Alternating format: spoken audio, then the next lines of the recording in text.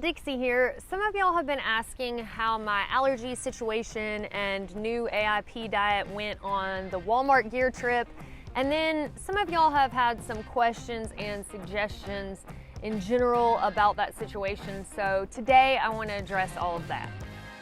If you have no idea what I'm talking about, I'm going to put a link to a couple of videos where I've addressed my allergy situation and the AIP diet in detail, so you can click those links to catch up and then come back to this spot. So my hope was on the Walmart gear trip that I would see less swelling due to eliminating inflammatory foods and also removing down from my backpacking gear list. The first day I was out on trail, that morning I took Allegra and Zyrtec at night, and I had also done the same leading up to the hike recommended by my allergy doctor. And the first morning that I woke up on trail, puffiness. Now, it wasn't as extreme as on my Wyoming trip or some of the other trips before, but there was definitely still puffiness. So that day I took the Allegra in the morning, the Zyrtec at night, and I even added in a Benadryl at night. Now, this was not recommended by my doctor. I'm not a doctor, so I'm not giving medical advice, and this is probably actually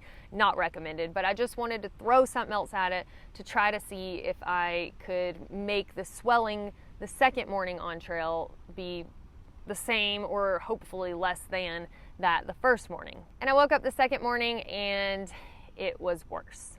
Now again, not as bad as it has been sometimes in the past, so I feel like I'm seeing some kind of improvement, but the issue hasn't been stomped out, whatever it is. And it was also showing me that I was following the same pattern as before, where I would wake up with some swelling and then it might subside some during the day, and then I wake up with even more swelling than the morning before, and this just continues to compound until I get to town and get a reset. As far as my food loadout that I carried with me on my Walmart trip, if you want to see those items in detail, I'll link to the video where I covered all of that in the video description. Since the Walmart trip, I've been able to add coffee, seeds, seed-based spices, nuts, eggs, legumes, and butter with no adverse effects. In normal life, I haven't noticed diarrhea, swelling of my face, acne, etc. So I'll be able to add a lot to my backpacking meals on my next trip. And as this continues, then I'll be able to hopefully bring back more and more stuff, and this will help my backpacking menu move more from an AIP diet to a paleo type diet. The things that I carried for breakfast worked out pretty well. The Wild Zora grain-free cereal was decent, but I'm excited to try something different for my next trip now that I've reintroduced more foods successfully. Baby food, I love eating on trail, especially for breakfast, so that felt normal and it was nice. The Wild Zora meat and veggie bars were probably one of my favorite foods I had on this trip. And drinking soup packets in place of coffee was functionally fine. I mean, it was a warm drink in the morning, but I'm glad that I can actually have real coffee on my next trip, even though it's still kind of gross with my parosmia. For lunch, the coconut wraps and almond butter with honey were pretty good. As I mentioned before, the coconut wraps take a little getting used to texture-wise, but they serve the functional purpose of a tortilla pretty well. And I also ate tuna at lunchtime, which felt like a normal trail staple. I alternated between the Wild Zora mountain beef stew and Summit savory chicken for dinner because those are the only AIP compliant dinners that I could find up to this point. I'd had both of these meals before in the past, and they were kind of bland, but they've spruced them up a little bit, changed the recipe, and there is more flavor. And now that I can have black pepper, I'll probably carry it some on my next trip to add a little extra kick to these meals. And I'll continue adding the olive oil for more flavor and added calories. Let's be real, these Wild Zora meals aren't Mountain House lasagna, which is like my all-time favorite, but they are good, and I don't dread eating them for dinner or anything like that. All of that food worked out pretty well. There are some things I would change. First of all, I would never take the sweet potato chips again. They're good at home, but by the time I packed them up and got out to the trail, they were just kind of stale and soggy and not crispy anymore, so wouldn't do that again. And the Wild Zora dried fruit, I just didn't have a big taste for it, and I actually had the packet when I got home. So while I might carry that again in the future, I won't on my next trip. The other snacks that I had were pretty much a home run though. The Chomps Italian beef sticks, they just felt like normal trail food. I've liked taking olives with me since the Pacific Crest Trail, I think, was the first time I backpacked with olives. The Paleo Puffs have become my friend in normal life and on trail too. They're kind of like a cheese puff, but they're not cheesy, but they're nice for the trail because they're lightweight. The Heather's Choice Packaroons are so good, and they have a decent amount of calories for being such a small snack. I guess they're kind of like the honey buns of the clean food world. I can't say that I didn't miss all of the junk food that I would normally eat on trail. I think that over the years I've trained my mind and my body to kind of crave that stuff while I'm out on trail, because in normal day-to-day life I was eating relatively healthy compared to the standard American diet when I was in normal life. But when I would hit the trail, it was like an excuse to just go crazy and eat all the Snickers and salt and vinegar chips and Cheez-Its and whatever I wanted.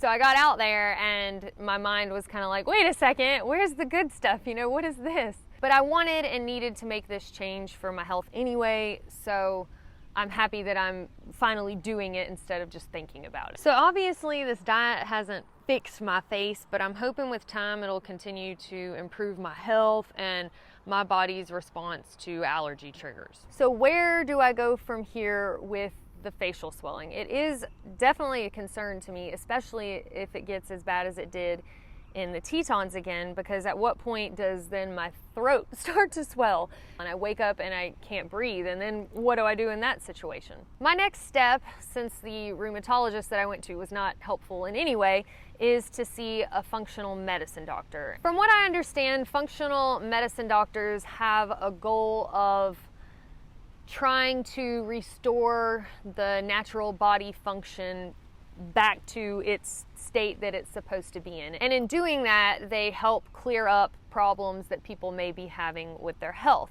instead of looking at a specific symptom and trying to only treat for that symptom, which is kind of like slapping a Band-Aid on it. So I'm seeing this doctor in regards to my facial swelling while I'm hiking, my allergies, autoimmune concerns, and hopefully addressing with him some of the long COVID symptoms that I'm having. I made a post a while back on the community tab and I mentioned going to see a functional medicine doctor for all of this stuff, and somebody said, I don't know about that. I'd probably go see a real doctor if I was you. Well, the thing is, my functional medicine doctor is actually an MD, and a lot of people think that because they approach things differently that they've got to be quacks. But from what I understand, functional medicine is more about looking at the body as a whole and getting to the root of the issue instead of just treating the symptoms. So it's not about a different school of medicine necessarily as much as it is just a different approach. A lot of y'all have offered some tips or asked questions, you know, could it be this, could it be that, and I so appreciate y'all brainstorming this with me. It definitely helps to have more than one mind thinking about it. Also, some people commented and said that they've had the same issue too, and that they really haven't come to a resolution for it. So I'm hoping in sharing all of this that it will help other folks too. So just to address some of the questions/concerns first, a lot of people suggested that I do allergy shots, and those seem to have helped pretty much everyone that I've seen mention they had allergy shots because they were having issues. I haven't seen anyone say, yeah, I got allergy shots and went through the whole thing and nothing improved. And this is definitely an option that I would consider, except looking at the schedule that would be required for me to go in and successfully do allergy shots. I'm just not home enough for that. With how often I go out and go backpacking, it's just not feasible for me at this time. A couple of folks suggested that it could be a tick-borne issue, alpha-gal or alpha-gall, I don't know how to pronounce it exactly, where you end up developing an allergy type reaction to carbohydrates or animal byproducts, and it can be an allergy reaction that happens several hours after the thing is consumed. But if that was the case, I feel like in my normal day-to-day life, I would be having this issue also, not just when I was on trail. Some people have said, well, it's just seasonal allergies and that's the way it is this time of year. But this is a condition that has been happening for me any time I go backpacking. And I've been backpacking in the spring, summer, fall, and in the dead of winter and had the same issue. Now, I guess it will be interesting to see how the seasons change things with me not having down in my tent anymore. I'm sure that there are things that are blooming at certain times of year that don't help the situation for sure. Many of y'all have suggested that it could be having too much sodium in my diet, and there is definitely a chance that that could be a contributing factor on this trip. I certainly had less sodium than I have on probably all of my backpacking trips prior to this trip, so that is something to consider. Many have suggested adding local honey to coffee or tea, and that's something that I've been doing for years, and while it possibly helps, that hasn't been the cure to the situation for me. There was also a suggestion recently that I'm definitely going to try when I get back out on trail, to use something to cover my hair at night, like wash my face real well and then cover my hair, because if there's pollen or something, some kind of allergen that is on my face and in my hair during the day, then when I go to sleep at night, if my hair is all up in my face, then I'm just like constantly breathing that in all night. So I'm gonna get a silk bonnet like my nanny used to use for her bouffant and try sleeping with that and seeing if it helps. As far as the face washing goes, I do tend to bathe off with a baby wipe before I go to bed. Now, some folks were like, oh, well, if you bathe off with a baby wipe, it could be the baby wipe. And it could maybe be, but I use baby wipes in normal life and I don't have this issue. There have been some things thrown around saying hydration could be the problem if I'm dehydrated, and it would make sense out on a backpacking trip how you could become dehydrated. But I will say that there have been situations in normal life where I know that I haven't drank enough water and am probably dehydrated, or for example, in the past when I've had quite a few adult beverages and I know that my body's dehydrated, my face didn't swell up at night and I didn't wake up puffy in the morning. And also when I go to backpack, I usually focus on hydration a few days before I get out on trail, or at least I try to. So it seems odd that, like, boom, even if I only hike in a couple of miles and I'm not crazy sweaty, it's not hot, and I go to sleep and I wake up, that I'm suddenly just extremely dehydrated. So again, while sometimes that could be a contributing factor, I don't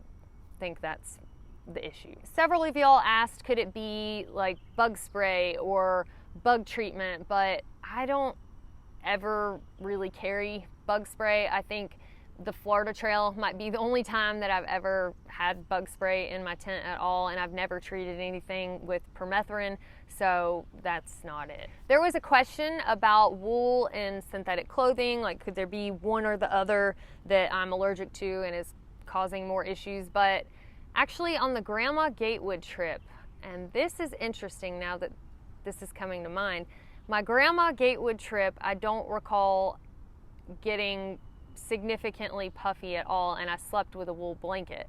But that leads me into the next thing, which has to do with backpacking gear specifically. But yeah, as far as wools and synthetics go, the same clothes that I hike in and I sleep in out on trail, I often walk around in and sleep in while I'm at home. But the thing that I was talking about with the gear, some people have said, how do you know it's not some sort of waterproofing treatment in the backpacking gear? Could it be the Dyneema? Well, I didn't have Dyneema on the Walmart trip, but I did have stuff sacks that are waterproof and the tent that I used, and so there could definitely be something in some of the gear, like the nylon in the backpack that I normally carry, or whatever, that sleeping with it in an enclosed space is causing an issue. So there was an idea that is a wonderful idea that I definitely want to try, and that's to kind of try to simulate some of this at home because I'm not puffing up at my house. What if I sleep on my sleeping pad for the night? And then the next night, what if I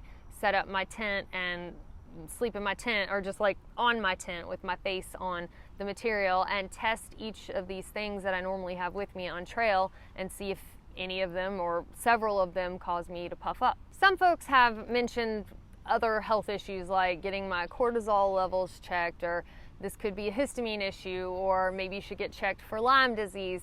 So yes, those things could possibly contribute to this, but again, just the abrupt change in puffiness in my face when I wake up backpacking seems like a big clue. But those things I'll definitely mention to my doctor and try to check some of those off. So anyway, that's where things stand with me currently with my diet and allergy situation. But thank y'all again for all of the comments, questions, suggestions, concerns, because it is really helpful to have other people brainstorming with me. And again, I hope that this helps somebody at home that's like, yes, I've also been going through this and have no idea what it is. If you're interested in learning more about the AIP diet or functional medicine, etc., some of the stuff I've talked about today, I'm going to put several links in the video description. But also, if you've got any questions, feel free to leave those in the comments below. I'm still learning about all of this, but I'm happy to at least tell you what I've learned up to this point. Well, that's all I have for y'all today. Thank you so much for watching, and a special thank you to my patrons on Patreon who help continue to make these videos possible. All right, see y'all next time.